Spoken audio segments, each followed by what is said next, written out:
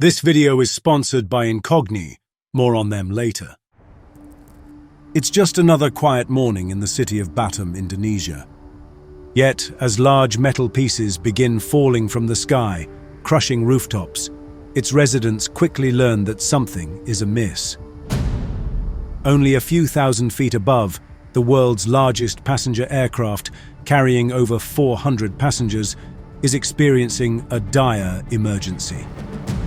One of the engines has exploded and the damage has crippled critical systems, leaving the remaining engines struggling to keep the giant aircraft in the air. Pan, Qantas 32, engine failure number 2 engine. Maintaining 7,400 feet, maintaining current heading. Stand by for instructions. The crew needs to return and land, but as more warning messages pop up, indicating a potential fuel leak and flight control issues, the stakes are higher than ever. Return right away, and they risk losing control of the aircraft before landing. Stay up in the air to test the aircraft systems and ensure full functionality, and they may lose too much fuel to safely make it back. A tiny defect caused a chain reaction. Now, over 400 lives depend on what happens next. This is the story of Qantas Flight 32.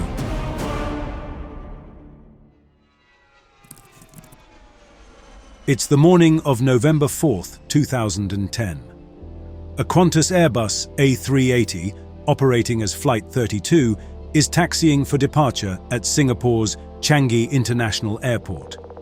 Singapore is a scheduled routine stopover for this flagship Qantas route originating in London. The aircraft is carrying a total of 440 passengers, with 24 cabin crew members and a 5-pilot crew in the flight deck, with Captain Richard Champion de Crespigny at the helm. Captain de Crespigny is a former military pilot with a total of over 15,000 hours of flight time. He is joined by First Officer Matt Hicks with 11,000 hours of flight time and Second Officer Mark Johnson, who has accumulated a total of 8,000 hours of flight time. The role of a second officer on this flight is to act as a relief pilot during cruise, allowing one of the other 2 pilots to leave the flight deck and take a rest. Although these flights are typically operated by just 3 pilots, today Captain de Crespigny is being monitored and evaluated as part of an annual route check, a standard procedure at Qantas. His check captain, Harry Wubben, with a total of 20,000 hours of flight time, is undergoing training for this role. Therefore, he is also being monitored by a supervising check captain, David Evans, who has accumulated over 17,000 hours. With a combined total of more than 70,000 flight hours and years of experience, it is safe to say that this veteran flight crew is very skilled and knowledgeable. They are well suited to take on the many challenges associated with operating the largest passenger airliner in the world for an airline that has not had a fatal accident since the 1950s. But are they prepared to handle what is going to happen next and to keep an impeccable safety record? At 9:56 a.m. local time, Flight 32 lifts off from Changi's runway 20 center. Loaded up with enough fuel for the 7.5 journey back to Australia and 469 people on board, the aircraft begins its steady climb to cruise altitude. Hello? This is a final notice about your unpaid flight to Australia. Press 1 to avoid cancellation. Oh, come on. Please stop calling me. I'm in the middle of a new ACI video. You know what? This happens way too often. And it's not random. These scammers, robocalls, spam emails, they have your data.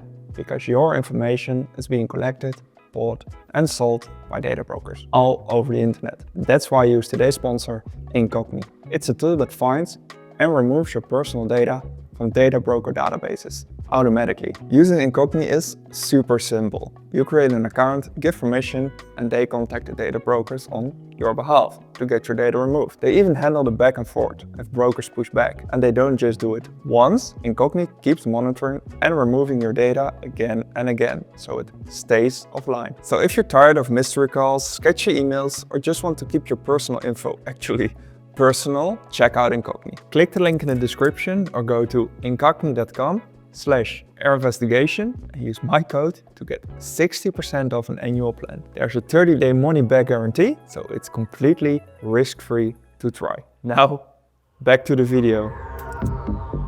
Nothing in the cockpit is an indication that things are about to turn for the worst. But only 5 minutes after takeoff, as the airplane is climbing through 7,000 feet, the flight crew hears 2 loud bangs coming from the left side. Right after, the Airbus yaws to the left, suggesting that one of the engines has likely failed. A warning message appears on the Electronic Centralized Aircraft Monitoring System, or ECAM, indicating that the turbine inside engine number 2 has overheated. The captain decides to level off the aircraft and assess the situation. As he programs the autopilot to maintain 7,400 feet and 250 knots of airspeed, he notices that the auto-throttle system is not working. Just another sign of trouble and an additional hurdle to worry about. Once confident that the aircraft is controllable and stable, the captain asks the first officer to start addressing the ECAM warnings. The ECAM checklist for an overheating turbine directs the pilot to move the thrust lever for engine number 2 to idle and monitor it for 30 seconds. The crew follows the instruction and decides to transmit a pan-pan message to air traffic control and inform them of the situation while they wait for 30 seconds. Pan, Qantas 32, engine failure number 2 engine. Maintaining 7,400 feet, maintaining current heading. Stand by for instructions. Different from a mayday call that signals an emergency and the need to land immediately, a pan-pan call is used to inform air traffic control that an urgency exists, and although assistance may be required, the situation is not dire at the moment. The captain ends the call with a stand-by for instructions message, a request to not disturb the flight crew so that they can focus on dealing with the aircraft first. It's a great example of the classic aviate, navigate, communicate mantra taught to every pilot early on in their training.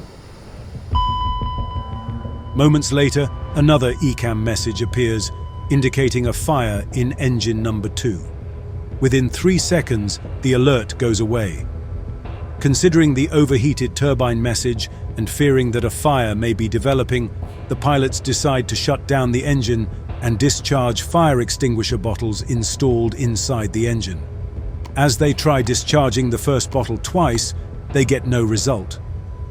Confused, they try discharging the second fire extinguisher bottle.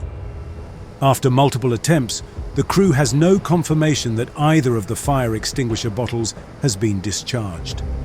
After a quick discussion, they decide to continue following the procedure for an in-flight engine shutdown and begin transferring the fuel from engine number 2.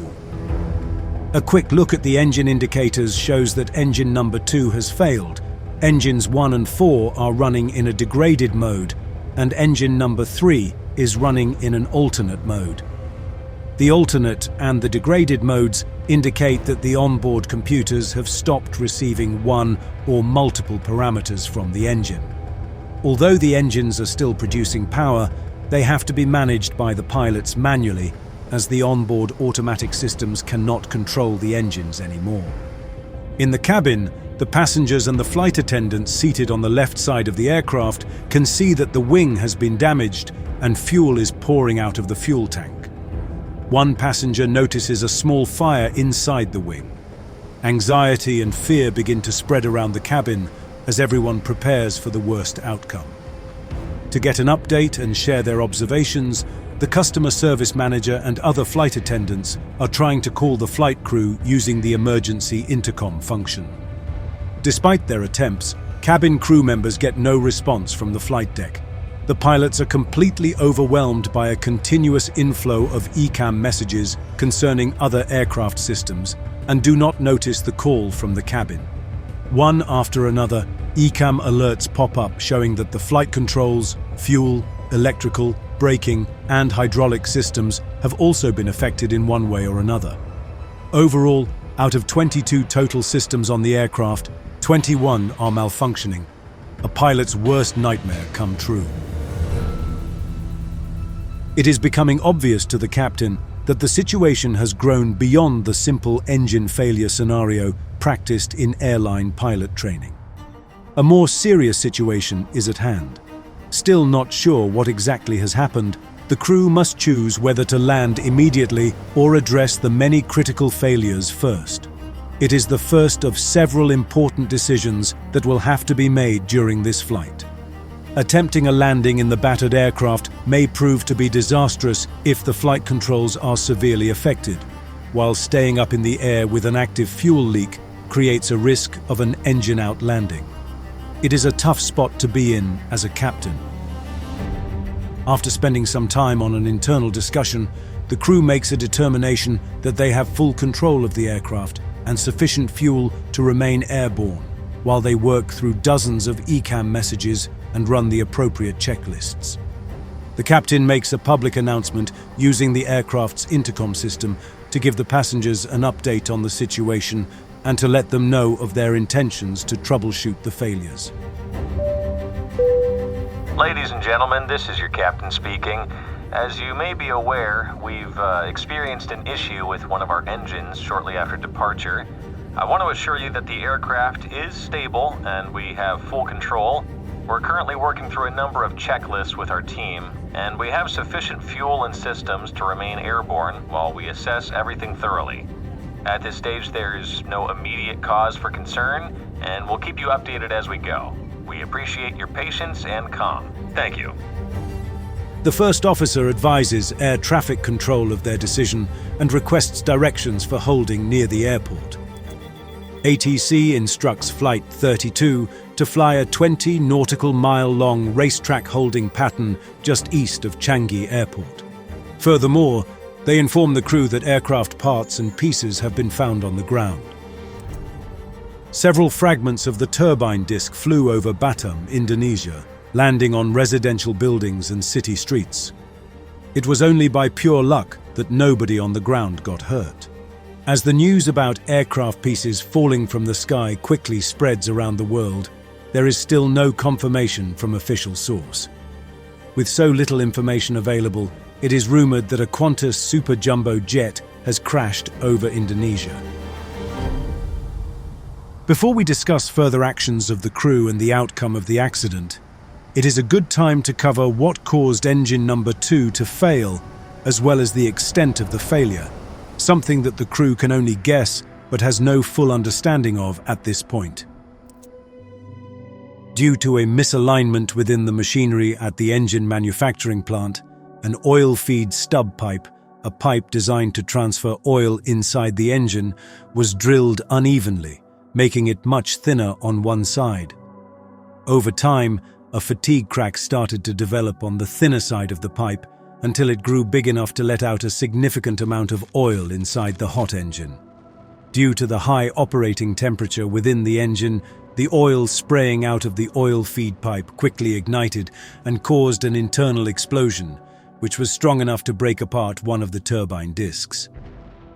Rotating at an extremely high speed, the fragments of the disc broke through the engine casing, puncturing the wing and the fuel tank near engine number 2, and cutting through the wiring laid out inside the wing. One of the hot fragments broke through the wing fuel tank and ignited the fuel vapors, causing a small fire inside the tank.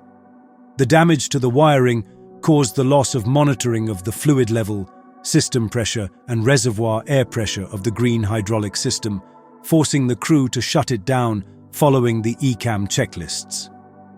As a result, some aircraft controls were no longer operational.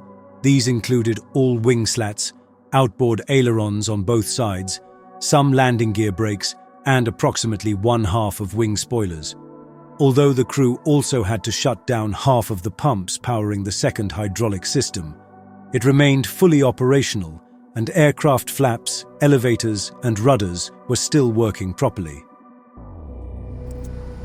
Having entered the holding pattern east of Singapore, the flight crew begins the process of troubleshooting the failures and evaluating the condition of the aircraft.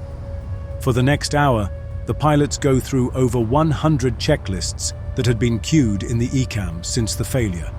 addressing one fault after another. In the meantime, the second officer leaves the flight deck to visually assess the damage to the wing. One of the passengers, a fellow Qantas pilot, shows the second officer a live feed from the tail-mounted camera, available to all passengers via the in-flight entertainment system. The camera shows a large streak of fuel exiting the left wing, confirming the crew's suspicion of a fuel leak. As he approaches the middle section of the cabin to look outside, the second officer notices several holes in the left wing. Passengers seated nearby become even more concerned as they see the pilot's surprised and worried expression. Astonished, he returns to the flight deck to describe the extent of the damage to the rest of the flight crew. Needless to say, the aircraft is in a less than ideal shape, and the success of the recovery will depend on the crew's cooperation. Hence, it is crucial for the captain that all members of his crew share an accurate mental model. In other words, a clear understanding of their situation and the environment. To accomplish the unattainable, he decides to invert the logic, an idea he learned from NASA's Apollo 13 mission. Instead of trying to understand what doesn't work, the crew will focus on identifying what works. Through their review of the aircraft system displays, the flight crew learned that 8 out of 11 fuel tanks of the aircraft were unusable. Furthermore, at least half of the fuel pumps became inoperable, including the fuel jettison pumps, which could allow the aircraft to release some of the fuel, reducing the aircraft's total weight and bringing it below the maximum landing weight. Although most of the fuel is now unusable, the crew determines that they have at least 2.5 hours of fuel available in the tanks to which they still have access. With the fuel problem out of the way, the next item on the agenda is the controllability of the aircraft. Although the crew is able to maintain level flight at this moment, the wing has been damaged, and the condition of the control surfaces is questionable.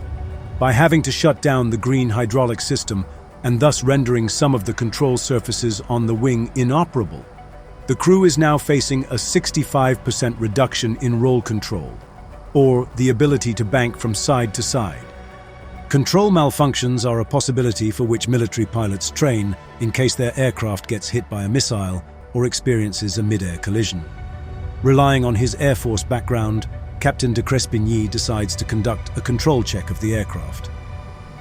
Before a landing attempt can be made, it is crucial for him to understand how the aircraft will handle at lower speeds and with the landing gear and flaps extended. If there are difficulties and complications, it is much better to learn about them at an altitude where there is room for recovery rather than on final approach. Moving the side stick side to side in different flap configurations, the captain monitors the deflection of the control surfaces using the onboard monitors to ensure they respond properly. Satisfied with the results, the crew can finally start preparing for an attempt to land the damaged airliner. To prepare for the landing, the flight crew must calculate the speed at which the aircraft will fly the approach and determine the minimum runway distance required. The calculations are performed using the onboard computer system.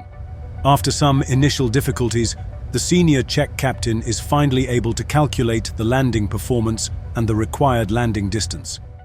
His projections show that, in its current condition, the heavy aircraft will require nearly the entire 4,000 meters of runway 20 center, with only 130 meters, or 400 feet, left to spare. Understanding that the landing will have to be very precise, with little room for error, the flight crew informs ATC that they are ready to land and requests a long approach. Per the request of the flight crew, by giving out specific heading instructions, ATC vectors the aircraft to fly further north before turning the flight around and setting it up for a 20-mile-long final approach for runway 20 center. While a typical final approach begins around 10 miles from the runway, having the extra 10 miles of distance gives the crew additional time to configure the aircraft for the approach. The extra time is especially important in this case, as the aircraft will be in an abnormal landing configuration. A fuel leak in the left wing has led to a fuel imbalance between the wing tanks, meaning that the aircraft is heavier on one side. Due to the damage to the hydraulic system, the leading edge slats cannot be extended, and the wing flaps will only be extended to flaps 3 and not the full setting. As the aircraft turns onto the final approach course, the crew uses the alternative landing gear extension method to release the landing gear from the up position and extend it by means of gravity. The aircraft is now ready for landing, and the flight crew gives the flight attendants a command to prepare for the arrival. Still having control of 3 engines, the captain sets symmetrical thrust for the outboard engines number 1 and 4, while only using engine number 3 for speed control. Only the inboard engines on the A380 have thrust reversers. Hence, engine 3 is also the only engine on this aircraft with a working reverse thrust that can be used to help in slowing down after landing. At 800 feet, the autopilot is disconnected, and the captain continues to hand-fly the approach. As the aircraft descends toward the runway at 1,400 feet per minute, close to double the maximum vertical speed for which the landing gear is certified, the captain is presented with yet another difficult decision. If he gradually reduces the rate of descent before touching down on the runway, the aircraft may float above the runway for too long, thus limiting the length of the runway available for the rollout after touchdown. Touching down too firmly, on the other hand, creates the risk of breaking the landing gear, puncturing the wings, and sliding down the runway while generating sparks near the leaking fuel, a recipe for disaster. Adding to the series of unconventional practices that Captain de Crespigny had to utilize while handling this accident, he decides to quickly push the control stick all the way forward just before the wheels touch the ground.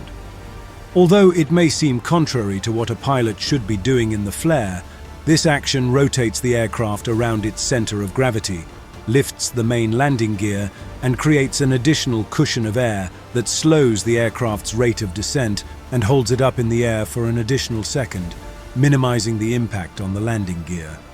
Finally, at 11:46, Qantas Flight 32 touches down on Singapore's runway 20 center, the runway from which it took off a mere 2 hours ago.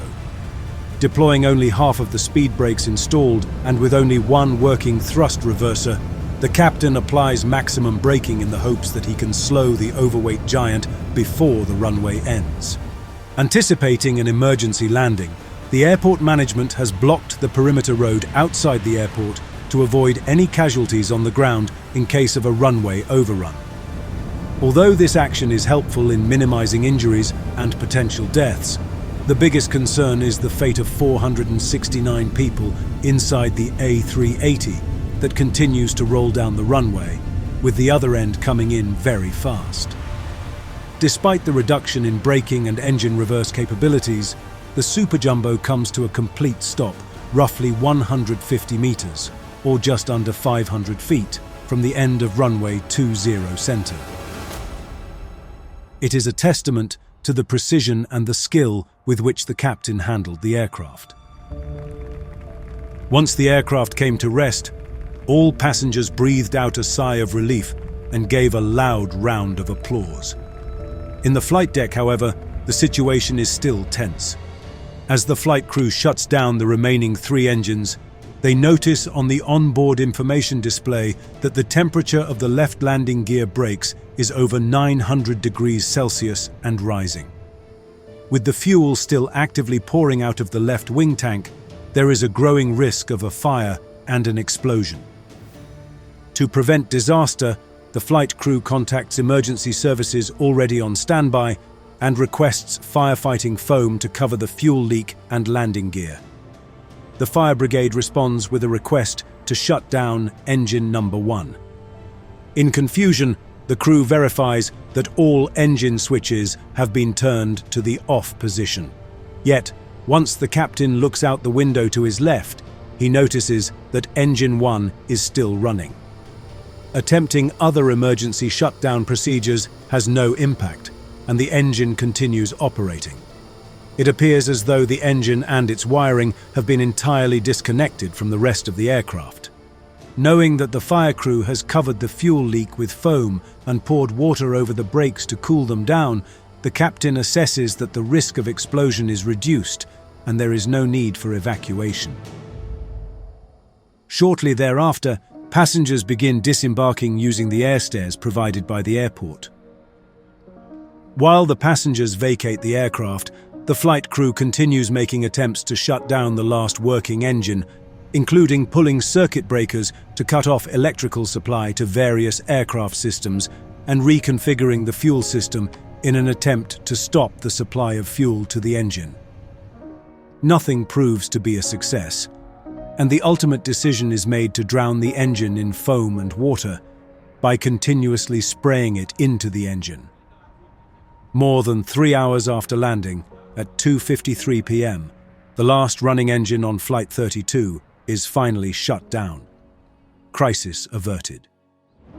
Following the events of Flight 32, Qantas grounded the entire A380 fleet for close to 3 weeks until the cause of the uncontained engine failure was identified.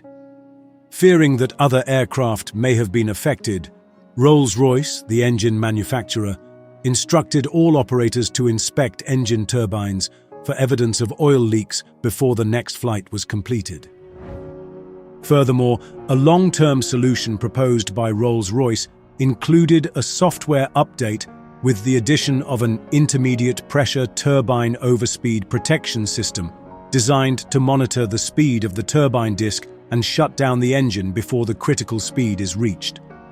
The story of Qantas Flight 32 is a demonstration of how even small errors in the design and manufacturing process can snowball into devastating results. Captain de Crespigny's quick decision-making and extensive knowledge base were instrumental in addressing the issues as they came. In one of the post-accident interviews, he rightfully stated that we must commit to a lifetime of learning, a solid piece of advice that is applicable within and beyond the aviation industry. Thanks to Incogni for sponsoring the video. Don't forget to click the link in the description to get an amazing discount.